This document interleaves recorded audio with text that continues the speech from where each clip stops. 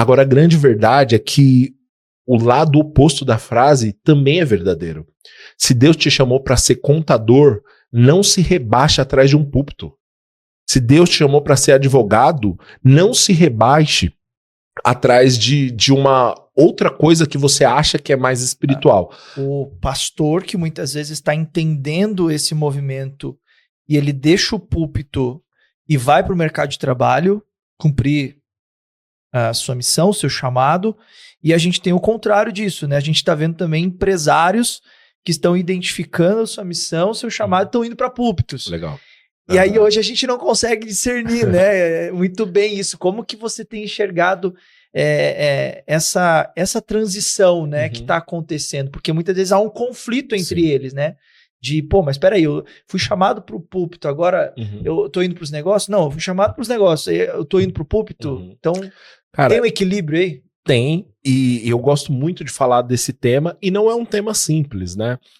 Tem várias camadas, tem camadas históricas e culturais que acabam impactando as decisões das pessoas sobre isso. Mas o que eu entendo, quando eu olho para Efésios 4, versículo 11, Jesus, quando subiu às alturas, deu uns para apóstolos, outros para profetas, outros evangelistas, pastores e mestres, para quê? Com vista no aperfeiçoamento dos santos para o desempenho da obra do ministério. Durante muito tempo, a igreja cristã evangélica, até pegando uma raiz e uma origem da igreja católica, acabou ensinando de forma errada. O que eu quero dizer com isso? Nós ensinamos que os 5 dons ministeriais, e aí alguns não vão acreditar, né? Sobre os 5, essa não é a discussão, tá? Mas alguns vão acreditar que os dons ministeriais são quem desempenha a obra do ministério. Mas o texto não diz isso. O texto diz que os dons ministeriais preparam os santos e os santos desempenham a obra do ministério. Quem faz o ministério acontecer não é pastor, não é apóstolo, não é evangelista. Esses caras preparam a igreja de Cristo para que a igreja de Cristo desempenhe o ministério. E qual é o nosso problema cultural, Douglas? A gente chamou de ministério o que acontece no domingo à noite. Quando, na verdade, ministério é o que acontece da porta da igreja para fora. Ministério é o cara que pega o metrô de manhã e ele está indo trabalhar e ele tem a oportunidade de fazer discípulos, de evidenciar Cristo. Quando a gente lê Mateus 28, 19 e 20, a nossa grande comissão, ir de fazer discípulos e tal, o texto não está dizendo você que é pastor, apóstolo, profeta, evangelista ou mestre, você que tem um cargo, você que tem um título eclesiástico, faça discípulos. Não. A ordem de Jesus é para todo mundo. Tem um professor de grego que eu gosto do que ele fala que essa palavra ide, né, no grego, ela não traz tanto a ideia do imperativo como traz no português, mas está no particípio da frase. O que isso quer dizer? Pode ser traduzido por indo, façam discípulos, ou tendo ido, façam discípulos, ou ainda, por onde você for, faça discípulos.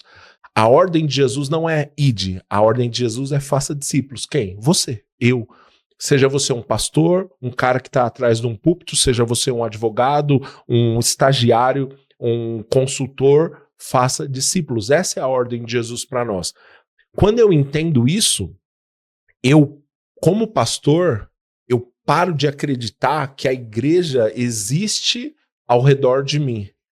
A igreja existe para sustentar o meu ministério porque eu sou mais importante, porque eu que levo a palavra. Não, eu passo a entender que eu equipo os santos para que eles façam a obra do ministério acontecer. Meu papel não é os santos me servirem, mas eu, como Jesus propôs, sirvo os meus irmãos para que meus irmãos desempenhem a obra do ministério. Curioso que a gente falou do movimento Lausanne. O presidente do movimento Lausanne, há anos atrás, escreveu uma carta icônica que eu acho maravilhosa. Ele fala, o título da carta é o pedido de perdão do 1% para o 99%. E aí a tese da carta é o seguinte: nós, pastores, professores de escola bíblica, missionários, somos 1% da igreja.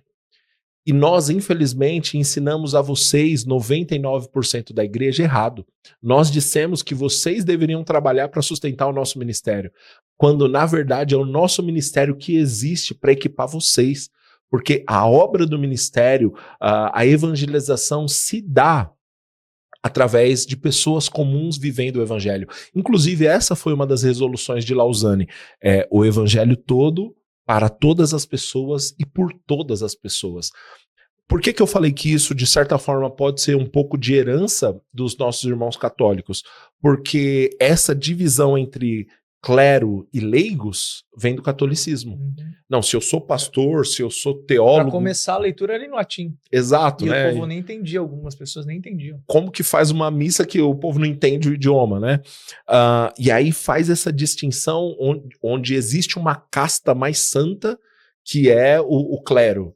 E aí o resto é o povão, os leigos. E isso, assim, me dá arrepios quando eu vejo traços disso na igreja evangélica. Não, isso se dá muito também com os movimentos ideológicos, como, por exemplo, o marxismo cultural, onde é a luta de classes, e traz isso para dentro da realidade da igreja também, né? Sim. Os maiores, os menores, porque os empresários são ricos, têm dinheiro, você é o trabalhador, então Exato. Você tem que lutar contra... E aí isso tudo vai corroborando, né? Exatamente. E ao ler o Novo Testamento, a gente vê Paulo desconstruindo isso, assim, de maneira magistral.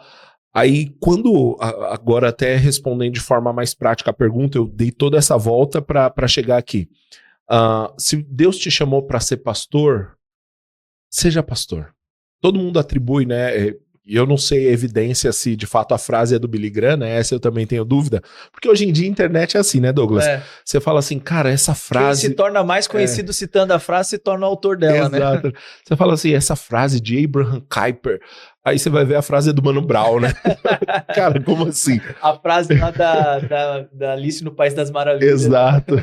Mas dizem que é atribuído isso ao Billy Graham, que ofereceram para que ele se candidatasse à presidência dos Estados Unidos e ele, ao negar, diz, eu não posso me rebaixar.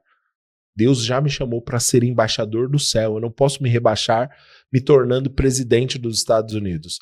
E a gente olha isso e fala, que bênção. Agora, a grande verdade é que o lado oposto da frase também é verdadeiro. Se Deus te chamou para ser contador, não se rebaixe atrás de um púlpito. Se Deus te chamou para ser advogado, não se rebaixe atrás de uma outra coisa que você acha que é mais espiritual.